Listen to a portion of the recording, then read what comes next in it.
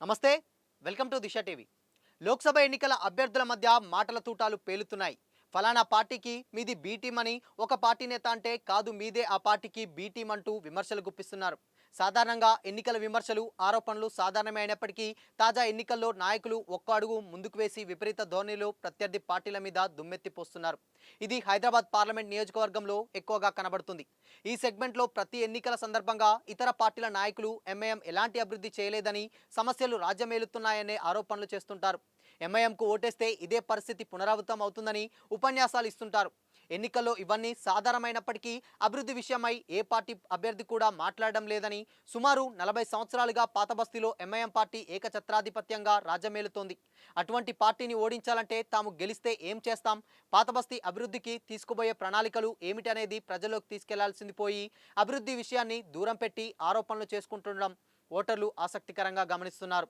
Hyderabad parliament నియోజకవర్గంలో ఇప్పటి వరకు ఎంఐఎం జెండా తప్ప ఇతర పార్టీల జెండలు గెలిచిన దాఖలాలు లేవు. ఒకవేళ కౌంటింగ్లో కొన్ని రౌండ్లలో ముందంజలో ఉన్నప్పటికీ చివరికి వచ్చేసరికి ఎంఐఎంనే విజయం వరిస్తుండడం అందరికీ తెలిసిందే.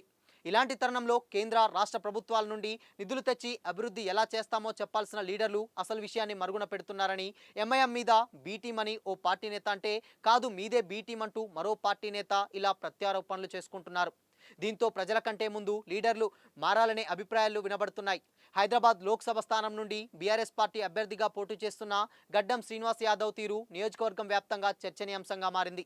గత డిసెంబర్లో జరిగిన అసెంబ్లీ ఎన్నికలలో గోషామహల్ నియోజకవర్గం బీఆర్ఎస్ పార్టీ టికెట్ కోసం ఈ నేత ఎంఐఎం అధినేతను వేడుకున్నారు. ఎలాగైనా కేసీఆర్కు చెప్పి టికెట్ కన్ఫర్మ్ చేయించాలని అసదుద్దీన్ ఓవైసీని కలిసిన ఫోటోలు సోషల్ మీడియాలో తెగ వైరల్గా మారాయి. అయితే తాజా పార్లమెంట్ ఎన్నికల్లో ఇవన్నీ మర్చిపోయి ఎంఐఎంపై విరుచుకుపడుతున్నారు. ఇటీవల ఓ టీవీ ఛానల్కు ఇంటర్వ్యూ చేస్తూ అసదుద్దీన్ను బంగాళాఖాతంలో విసిరేయాలని అన్నారు.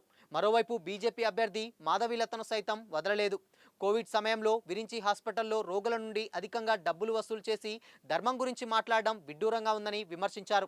ఇదిలా ఉండగా బీజేపీ అభ్యర్థి మాధవీలత సైతం ఎంఐఎం బీఆర్ఎస్లపై ఘాటైన విమర్శలు చేస్తున్నారు. అయితే రాష్ట్రంలో అధికారంలో ఉన్న కాంగ్రెస్ పార్టీ అభ్యర్థిని పరిగణనలోకి కూడా తీసుకోకపోవడం, ఆ పార్టీ ప్రస్తావనే విమర్శలలో కనబడకపోవడం, మూడు పార్టీల మధ్యనే రాజకీయ వైరం ఉన్నట్లుగా పరిస్థితులు కనబడుతున్నాయి. రాజకీయంగా విమర్శించడం సాధారణమే అయినప్పటికీ గెలిస్తే ఏం చేస్తామో చెప్పకుండా, అభివృద్ధి విషయమై మాట్లాడకుండా వ్యక్తిగతంగా దూషణలకు దిగడం అంతటా చర్చనీయాంశంగా మారింది.